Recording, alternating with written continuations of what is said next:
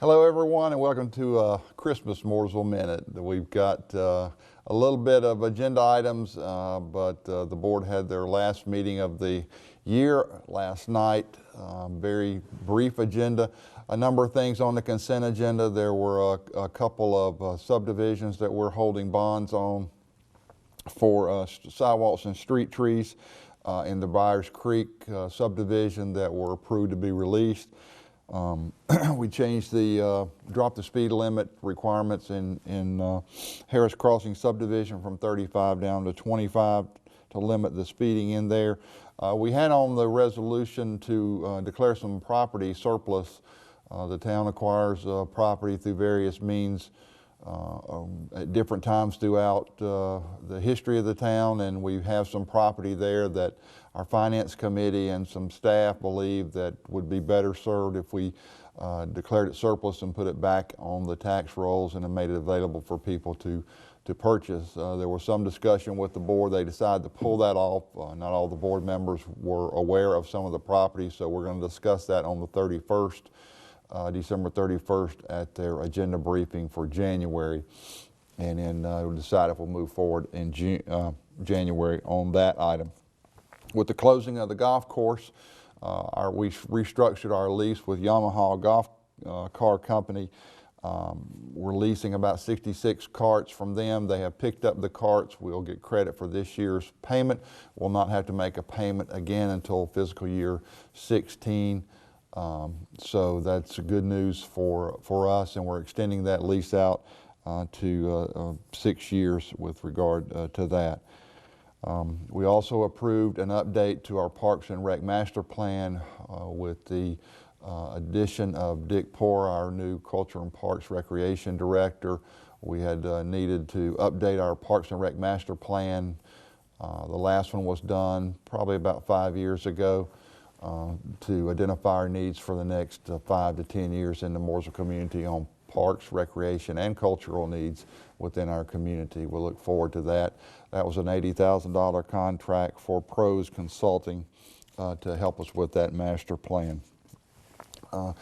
We also approved the paperwork for a One North Carolina grant for Harvest Garden Pro, new company that's relocating into Mooresville. It's a matching grant with the state of North Carolina for that company to relocate here in Mooresville.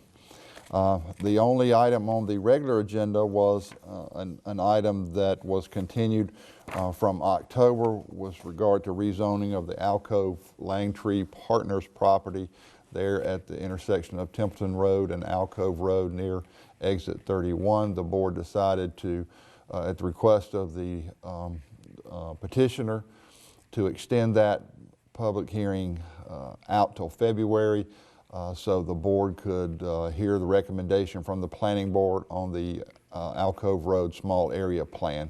At a joint meeting last week, the boards did hear a presentation along with the planning board about that item on Alcove Road.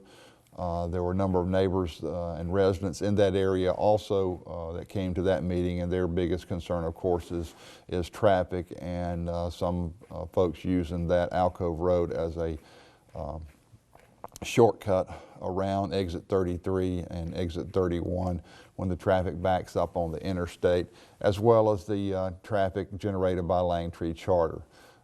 We hope that the charter school will begin making their road improvements as were required by NCDOT later in 2015. So that's going to be an easy additional impact that will be mitigated by their school traffic.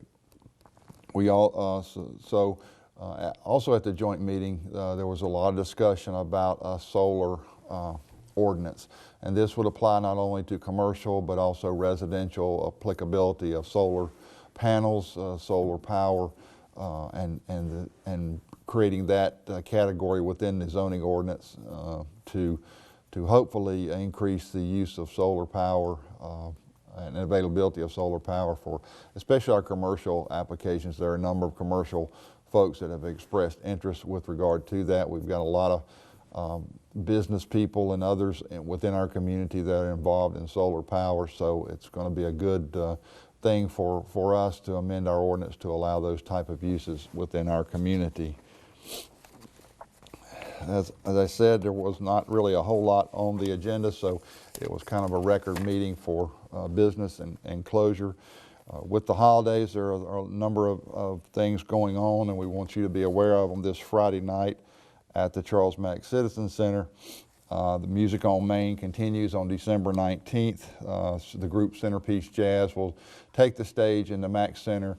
Tickets are $5 and children under 10 are always free. We encourage you to come out. The concert starts at 7:30, but we encourage you to come out and enjoy our restaurants downtown and our shopping opportunities, as well as all the activities that are going on with the light show, the Christmas rides, and other activities going on in downtown Mooresville.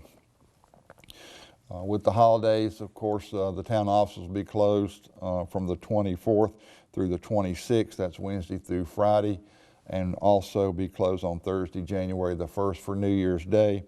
We'll have sanitation and recycling and expect those to be picked up earlier than usual during those weeks. Also, the Thursday customers will experience a one-day extension in collection, so we will be collecting Thursdays route on that Friday the 26th, as well as January the 2nd for the holidays.